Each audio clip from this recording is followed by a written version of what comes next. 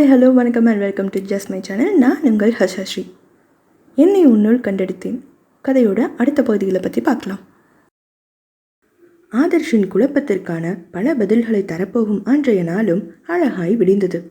10 மணிக்கு மேல் மெதுவாக கண் விழித்த ஆதர்ஷ் முதலில் கண்ட காட்சி பாடலை முணுமுணுத்து கொண்டே மகளுடன் அனைத்து பொருட்களையும் ஒதுங்க வைத்து கொண்டு வீட்டை சுத்தம் செய்து கொண்டிருந்த அக்ஷராதான். கண் திறந்ததும் காதலியின் தரிசனம், அதுவும் இத்தனை புன்னகை பூத்த முகம். ஆதர்ஷின் மனம் வீட்டின் இந்த சூழலை மிகவும் ரசித்தது. சற்று நேரம் அவளையே ரசித்து கொண்டு இருந்தவன் எழுந்து சென்று ரெஃப்ரெஷ் ஆகிவிட்டு கூடத்திற்கு வந்தான். அவனை கண்ட அக்ஷராவோ ஹலோ பாஸ் என்று கூற, குட் மார்னிங். பரவாயில்லையே, குட் ஆஃப்டர்நூன் தான் சொல்லணும்னு நினச்சேன், இப்போவே எழுந்துட்டீங்க, நல்ல தூக்கமோ என்று கிண்டல் செய்தாள். அவளை ஊர கண்ணால் பார்த்துவிட்டு, ஓய், இவ்வளோ நேரம் தூங்கிட்டேன்னு கிண்டல் பண்ணுறியா? அதுக்கு நானா காரணம்?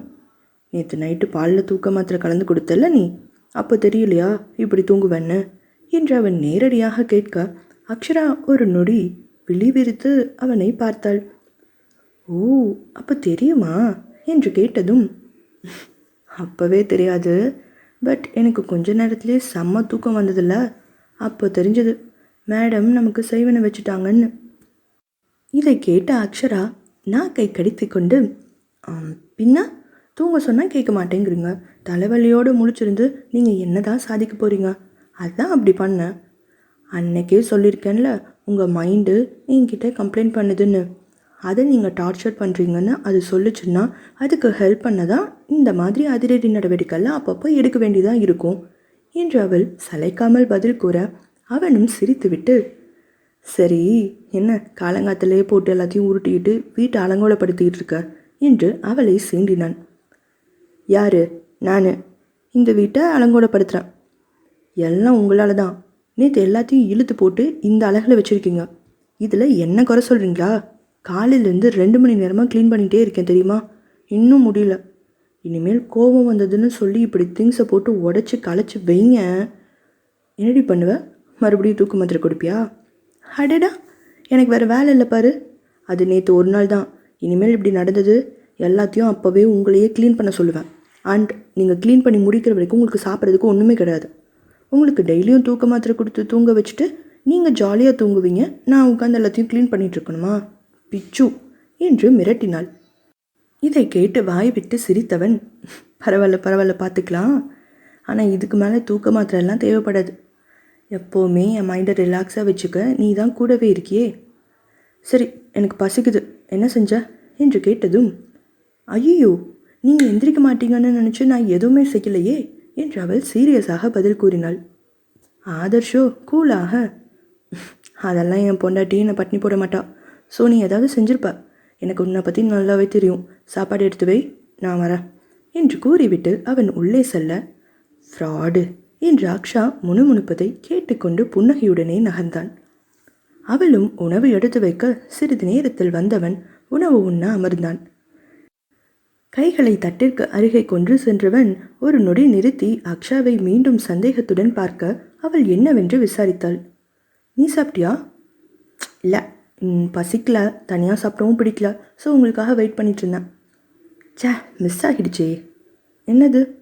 இல்லை, நீ முன்னாடியே சாப்பிட்டுருந்தா இதில் என்ன கலந்துருக்கேன்னு தெரிஞ்சிருக்கும், இப்போவும் நான் தான் டெஸ்ட் பண்ணணுமா என்று அவன் பொய்யாக வருத்தம் கொள்ள அக்ஷராவும் முறைத்து விட்டு, ரொம்ப பண்ணாதீங்க, என்னை பார்த்தா எப்படி தெரியுது, என் மேலே நம்பிக்கை இல்லாட்டி நீங்கள் ஒன்றும் சாப்பிட வேண்டாம், இல்லை நானே முதல்ல சாப்பிட்றேன், உயிரோடு இருக்குனான்னு பார்த்துட்டு அப்புறமா நீங்கள் சாப்பிட்றீங்களா என்று அவள் வேகமாக கேட்க, ஏய் சி, ஏன் இப்படி உளறிட்டு இருக்க, நான் விளையாட்டுக்கு தான் கேட்டேன்னு உனக்கே தெரியும்ல, அப்புறம் எதுக்கு இந்த மாதிரிலாம் பதில் சொல்கிற என்று கூறியவன் அவள் கைகளை இறுக பற்றி கொண்டு, நான் எல்லாரையும் விட, ஏன் என்னை விட உன்னை தான் ரொம்ப நம்புகிறேன்.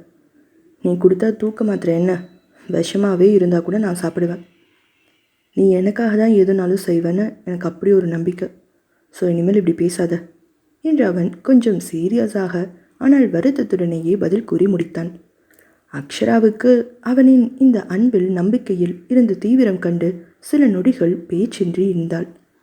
அவனை சாதாரணமாக்க எண்ணியவள் மர்ம புன்னகையுடன், ஓ அப்போ சார் நான் விஷம் கொடுத்தா கூட சாப்பிடுவாரா? அப்படின்னா சீக்கிரம் ஒரு பாயாசத்தை போற்ற வேண்டியது தான் என சினிமா வில்லி பாணியில் கூறிக்கொண்டே அவனை ஊரக்கண்ணால் பார்க்க, அவளின் இந்த செய்கையில் அதன் அர்த்தம் புரிந்தவன், அடிப்பாவி, ஒரு பேச்சுக்கு டயலாக் சொன்னால் உண்மையாகவே கொலை பண்ணால் பாயாசம் போடுறியா? அதென்ன சும்மா ஒரு பேச்சுக்கு டயலாக்னு எப்போ பார்த்தாலும் எல்லாரும் இதுவே சொல்கிறீங்க? அது பொதுவாக இப்படியெல்லாம் எமோஷ்னலாக பேசும்போது நீ அப்படி சொல்லாத, நீ இல்லாட்டி நான் இல்லை, அது இதுன்னு இன்னும் சென்டிமெண்ட் டயலாக் வந்து அப்படியே கொஞ்சம் அது ரொமான்ஸ்க்கு இழுத்துட்டு போகும்னு நினச்சேன். ஆனால் எங்கே, நமக்கு அவ்வளோதான் கொடுப்பினேன். எனக்கு வாய்ச்சது ஒரு தத்தியாக இருக்குது. இனிமேல் உங்ககிட்டலாம் ஒரு பேச்சுக்கு கூட உயிரை கொடுத்து உன்னை காப்பாற்றுவேன்னு சொல்ல மாட்டேன்ப்பா. உடனே நீயே எந்த மாதிரி உயிரை கொடுப்பீங்கன்னு லிஸ்ட் எடுத்தாலும் என்கிட்ட எடுப்ப. ஹா, சூப்பர் சூப்பர் ஆதவ், எனக்கு கரெக்டாக புரிஞ்சு வச்சுருக்கீங்க. இப்போ நீங்கள் அந்த டயலாக் சொன்னதுமே எனக்கு சட்டுன்னு இப்படி தான் கேட்க தோணுச்சு என்று அவளும் கூறி சிரிக்க, அதை கண்டு சிரித்தவன் பின் இருவரும் பேசிக்கொண்டே மகிழ்வுடன் உணவருந்திவிட்டு எழுந்தனர். அவள் வேலை செய்து கொண்டிருக்க அவளிடம் வந்தவன், சாரா, உங்ககிட்ட கொஞ்சம் பேசணும். சொல்லுங்க. நீ என்ன நினைக்கிற? எதை பற்றின்னு சொல்லாமல் இப்படி மொட்டையாக கேட்டால் நான் என்ன சொல்கிறது? இல்லை, நான் யாரும் வேண்டாம், தனியாகவே இருக்கேன், இந்த மாதிரியெல்லாம் சொல்கிறேன்ல, அதை பற்றி. இப்போ அதை பற்றி என்ன நினைக்கணும்? முதல்ல அதை பற்றி நான் ஏன் நினைக்கணும்? அப்படி இல்லை சாரா, பொதுவாக இந்த மாதிரி ஒருத்தர் விஷயத்தை கேட்குறவங்க ஒன்று அப்படி இருக்கக்கூடாதுன்னு அட்வைஸ் பண்ணுவாங்க, இல்லை இப்படியே எவ்வளோ நாளைக்கு இருக்க முடியும்னு கேட்டு இம்சை பண்ணுவாங்க.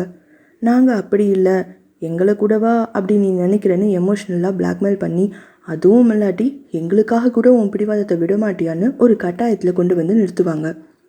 அந்த மாதிரி நீ என்கிட்ட எதுவும் இது வரைக்கும் கேட்கலையா? இல்லை அட்வைஸ் எதுவும் பண்ணலையான்னு கேட்குறேன். இல்லை சொன்னாலும் இவன் கேட்க மாட்டான், பிடிவாதம் தான் பிடிப்பான்னு நினைக்கிறியா என்றவள் என்ன நினைக்கிறாள் என்பதை அறிந்து கொள்ள அவனும் தன் கேள்விகளை கேட்டான். அக்ஷரா மெலிதாக புன்னகைத்து கொண்டே, அப்படியெல்லாம் நினைக்கல, அண்ட் அந்த மாதிரியெல்லாம் எமோஷ்னல் பிளாக்மெயில் பண்ணுற ஐடியாவும் எனக்கு இல்லை என்ன அவள் சாதாரணமாக கூறிவிட்டு அடுப்பில் வேலையை பார்க்க சென்று விட்டாள். அவளுக்கு முன் சென்று அடுப்பை அணைத்தவன் அவளை தன் புறம் திருப்பி, அந்த வேலையெல்லாம் அப்புறமா பார்க்கலாம், எனக்கு முதல்ல நீ பதில் சொல்லு என்று அதே கேள்வியில் நின்றான். அக்ஷாவும் புரியாமல், அதுதான் சொல்லிட்டேனே ஆதவ், என்ன பதில் சொல்லணும், என்ன கேள்வின்னு முதல்ல தெளிவாக கேளுங்க. இல்லை, உனக்கு அந்த மாதிரி என் மேலே கோபம் இல்லை என்கிட்ட சொல்லி மாற்றணும்னு எண்ணம் இருக்கா? சொன்னால் இவன் ஒத்துக்க மாட்டான்னு நீயா உனக்குள்ளே நினச்சிட்ருக்கியா? இல்லை இப்போ சொல்ல வேணாம், கொஞ்ச நாள் போகட்டும்னு ஏதாவது பிளான்ல இருக்கியா? அக்ஷரா குறுக்கே கைகளை கட்டிக்கொண்டு அவனை நேருக்கு நேர் பார்த்தாள். நான் இல்லைன்னு சொல்லிட்டேன், நீங்கள் ஏன் திரும்ப திரும்ப அதை பற்றியே கேட்குறீங்க? எல்லாரும் அப்படி பண்ணுறாங்க, கேள்வி கேட்குறாங்கன்னு தான் கோபம் டென்ஷன்னு நீங்கள் தான் சொன்னீங்க. இப்போ நான் கேட்காம தானே இருக்கேன், ஆனால் நீங்கள் ஏன் அதை பற்றியே நினச்சிட்ருக்கீங்க? உங்களுக்கு இப்போது நான் அதை பற்றி பேசணுமா வேண்டாமா? தெளிவாக சொல்லுங்கள். உனக்கு என்ன தோணுதோ நீ அதை சொல்லு. உன் மனசில் நீ இந்த விஷயத்தை பற்றி, அதில் என்னை பற்றி நீ என்ன நினச்சிருக்கேன்னு எனக்கு தெரியணும். மற்றவங்கள பற்றி எனக்கு கவலை இல்லை, நீ என்ன நினைக்கிற என்கிட்ட மறைக்காமல் சொல்லு. இல்லை ஏதாவது கேட்கணும்னா கூட தயங்காமல் நீ கேளு என்பதையே அவன் தயங்கி கூறினான். உங்கள் மனசுக்கு இப்போ எது சந்தோஷம் தரும்னு சொல்லுங்கள், அதை பேசுகிறேன், அதை பற்றி கேட்குறேன். ஆதவ் இப்போது புரியாமல் பார்க்க அவளை தொடர்ந்து பேசினாள். இப்போ உங்கள் கடந்த காலம், நடந்த குழப்பம், பிரச்சனை, வலி, யாரும் வேண்டாம்னு தனிமையில் நீங்கள் இருக்கிறது, இதை பற்றி பேசணும்னு நீங்கள் சொன்னால் கண்டிப்பாக அதை பற்றி இப்போவே பேசலாம். இல்லை எனக்கு அதை பற்றி நினச்சாலே சங்கடமாக இருக்குது சாரா, ஸோ பேசவே வேண்டாம்னு நீங்கள் சொன்னாலும் எனக்கு ஓகே. ஆனால் தெளிவாக முடிவெடுத்துட்டு உங்களுக்கு என்ன வேணும்னு நீங்கள் ஒரு பதிலை சொல்லுங்கள். ஆதர்ஷ் இப்படிப்பட்ட பதிலாகிய கேள்வியை எதிர்பார்க்கவே இல்லை. அவனுக்கு இதற்கு விடையும் இல்லை.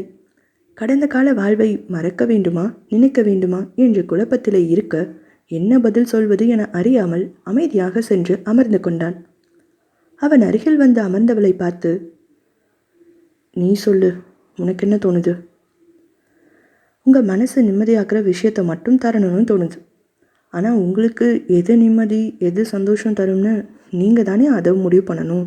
அதுதான் உங்ககிட்டயே கேட்குறேன் என்று அவள் தெளிவாக பதில் கூறினாள். எனக்கு எனக்கு தெரியல சாரா. அக்ஷரா அவனை எதுவும் கூறாமல் பார்த்து கொண்டிருக்க, எப்போவுமே எனக்குள்ள இந்த மாதிரி குழப்பம் இருக்கும், அது இப்போவும் இருக்குது. நடந்த பிரச்சனையெல்லாம் நினச்சா இனி யாருமே வேண்டாம்னு தோணும். அப்படி தான் இருக்கேன். ஆனால் முழுசாக விலகி போகணும்னு யாரையும் பார்க்கவே கூடாதுன்னு நினைக்கல. எல்லாரும் கண்ணு முன்னாடியாவது இருக்கணும், அவங்க சந்தோஷத்தை பார்க்கணுன்னு மனசில் எப்போவுமே ஒரு எண்ணம் ஓடிட்டே இருக்குது. என்றைக்குமே அதில் என்னால் மனசார இன்வால்வ் ஆக முடிஞ்சதில்லை. ஆனால் இப்போது ஆப்ஷன் கொடுக்குறாங்க. இருந்தால் அப்படி பாசமாக ஒன்றா இருக்கணும், இல்லைன்னா விட்டுட்டு போன்னு எல்லாரும் சொல்லும்போது நான் அந்த முடிவை தானே எடுக்க முடியும், எனக்கு யாரும் வேண்டான்னு என்று அவன் விட்டேரியாக பேச, ஓ, அப்போ அவங்க எல்லாரும் சண்டை போட்டாங்க, நேற்று அப்படி கோபமாக கேட்டாங்கன்னு தான் நீங்கள் யாரும் வேண்டாம்னு முடிவு பண்ணீங்களா? நீங்களா அப்படி யோசிக்கல இல்லையா? அவங்க அப்படி கம்பல் பண்ணதால தான் நான் இப்படி யோசிச்சேன்னு சொல்கிறேன். அவங்க அப்படி என்ன தப்பு பண்ணாங்க, என்ன கம்பல் பண்ணாங்க என சாதாரணமாக அக்ஷரா கேட்டதும் ஆதர்ஷ் கோபமானான். என்ன சாரா புதுசாக கேட்குற? உனக்கு தெரியும் தானே, உங்கள் எல்லாருக்குமே தெரியும்ல எனக்கு யாரும் வேண்டாம்னு தானே நான் தள்ளி இருக்கேன்னு. என்னால் ஃபேமிலி லைஃப்பில் சாதாரணமாக இன்வால்வ் ஆக முடியலன்னு சொல்லிகிட்டே தானே இருக்கேன். என்கிட்ட இருந்து நான் அவங்க வீட்டு பையன்னு மறைச்சு என்னை யூஸ் பண்ணியிருக்காங்க. தனியாக என்கிட்ட கூட சொல்லாமல் அத்தனை பேர் முன்னாடி இவன் இந்த வீட்டு வாரிசுன்னு சொல்லி என்னை அவங்க கூட தக்க வச்சுக்க பார்க்குறாங்க.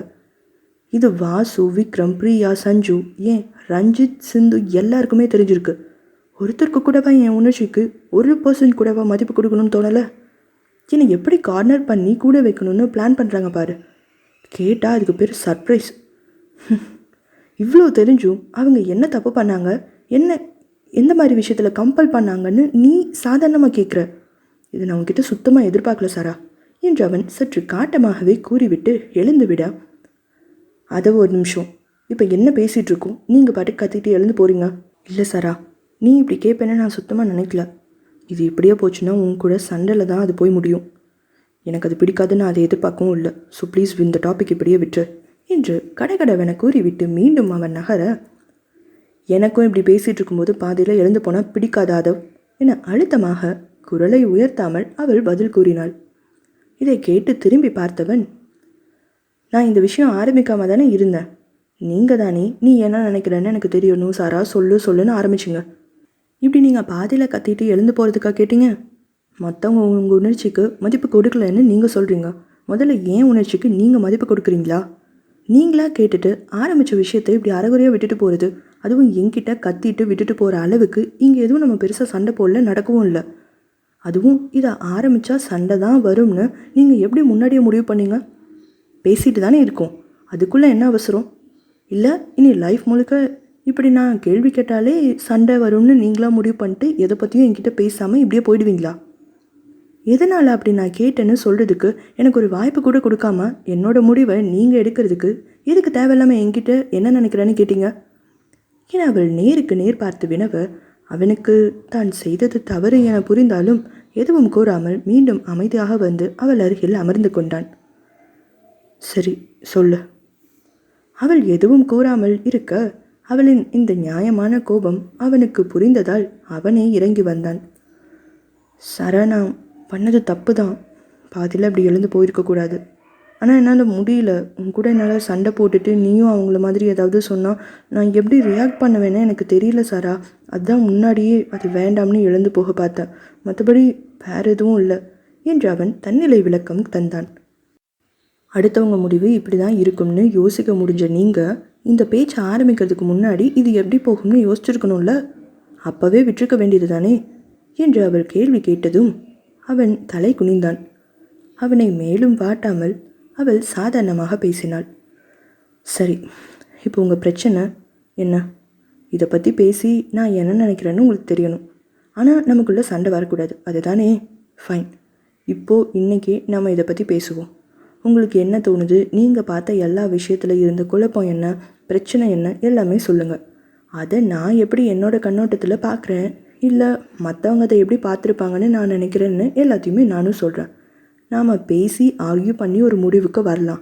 அதில் மற்றவங்க தப்பு பண்ணியிருக்கலாம், இல்லை நீங்கள் தப்பு பண்ணியிருக்கலாம். அது எல்லாருக்கும் வேறு காரணம் இருக்கலாம். எங்கே தப்பு நடந்திருக்கும்னு நம்ம யோசிப்போம். தப்பான விஷயத்தை சரி பண்ண பார்க்கலாம். இல்லை எல்லாமே கைமீறி போயிடுச்சுன்னு எதுவுமே சரி பண்ண முடியாதுன்னா அந்த விஷயத்தை நம்ம அப்படியே ஏற்றுக்க பழகுவோம். ஆனால் இது எல்லாமே மனசார நடக்கணும். அதுவும் தெளிவான உங்கள் முடிவாக தான் இருக்கணும். இத்தனையும் நாம் பேசி முடிக்கிற வரைக்கும் சண்டை போட்டாலும் என்ன நீங்கள் திட்டுறீங்க, குறை சொல்கிறீங்க, நான் உங்களை தப்பு சொல்கிறேன், இந்த மாதிரி எல்லா விஷயமே இந்த விஷயத்துக்காக மட்டும்தான். இந்த விஷயம் பேசி முடித்ததும் நாம் அதை மறந்துடலாம். நான் கண்டிப்பாக அப்போது நீங்கள் பேசின விஷயத்தை வச்சு பின்னாடி சண்டை போட மாட்டேன், விலகியும் போக மாட்டேன். ஏன்னா ஹர்ட் பண்ணிடுவீங்களோன்னு நீங்கள் தயங்கி எதுவும் உங்கள் உணர்ச்சிகளை மறைச்சி கண்ட்ரோல் பண்ணவும் தேவையில்லை. நீங்கள் கற்றுனாலும் நான் அதை புரிஞ்சுப்பேன். ஸோ நீயும் இப்படி சொல்லிட்டியே, நீ கூட இப்படி நினச்சிட்டியேன்னு சொல்லிக்கிட்டே இருக்கக்கூடாது. இந்த விஷயம் நம்ம பேசி முடித்ததும் நீங்கள் முடிவு எடுத்ததும் அதிலிருந்து வெளியில் வந்துடணும், சரியா என்று கூறியதும் அவனுக்கும் இதை இழுத்து கொண்டே இப்படியே யார்கிட்டையும் சொல்லாமல் மனதினுள் வைத்து குழம்புவதற்கு பதில் இப்படி பேசி முடிவெடுத்து விடலாம் என்று அவனும் சரி என்று ஒப்புக்கொண்டான். அக்ஷராவிற்கு அவன் இத்தனை பொறுமையாக பேச ஒப்புக்கொண்டதே பெரிய விஷயம். அதனால் இதை பயன்படுத்தி அவனுக்கு நடந்த உண்மைகளை அவனது அம்மா, அப்பா, சித்தி இவர்கள் மீது தவறில்லை என காட்டினாலே இப்போதைக்கு போதும் என்று எண்ணினாள். அவன் தான் நம்பிய யாரும் நம்பிக்கையை பொய்யாக்கும் வகையில் தவறு செய்யவில்லை, அவர்களின் சூழ்நிலை அப்படி அமைந்திருக்கிறது என காட்டினால் போதும். அதன் பின் எடுக்கும் முடிவு அவனிடத்தில்தான். இருந்தாலும் அவனது அம்மா உட்பட அனைவரும் பயந்தபடி அவன் கோபத்தில் தவறு செய்தவர்களை, அவனின் குடும்பத்தை இந்த நிலைக்கு கொண்டு வந்தவர்களை ஏதாவது செய்வேன் என இவனும் பிரச்சனையில் மாட்டிக்கொள்வானோ என சிறிது யோசித்தாள். இருப்பினும் அவன் உண்மையை புரிந்து கொண்டு இனிமேல் இருக்கும் உறவுகளையும் வாழப்போகும் வாழ்க்கையையும் மட்டுமாவது நிம்மதியாக தெளிவாக வாழட்டும் என்ற முடிவுடன் அவனோடு பேச ஆரம்பித்தாள்.